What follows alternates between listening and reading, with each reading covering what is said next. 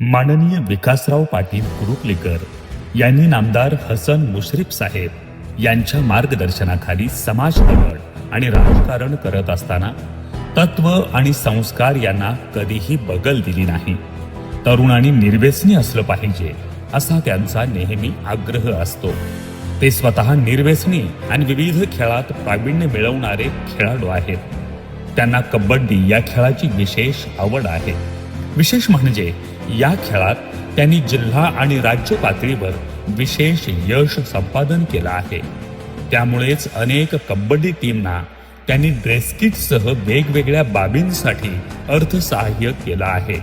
ते स्वतः क्रिकेटचे खेळाडू असल्यामुळं अनेक स्पर्धांमध्ये त्यांनी खेळाडूंना बक्षिसं देऊन प्रेरणा दिली आहे.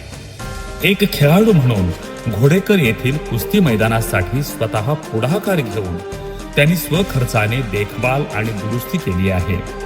या मैदानाला छत्रपती शिवरायांचं नाव देऊन आपला बाणाही अधोरेखित केला आहे. एवढंच नव्हे तर हायस्कूल कॉलेजमध्ये त्यांनी रिले स्पर्धाही गाजवलेल्या आहेत.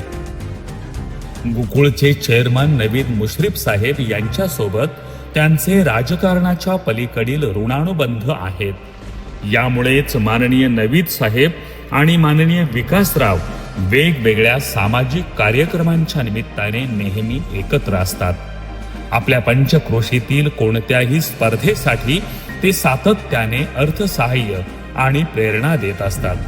स्वतः खेळाडू असल्याने खेळ आणि व्यायाम यावर त्यांचं विशेष प्रेम आहे. त्यामुळेच राजकीय पटलावर देखील कोणत्याही परिस्थितीला सामोरं जाताना त्यांच्या खिलाडू वृत्तीचं दर्शन नेहमीच होत असतं.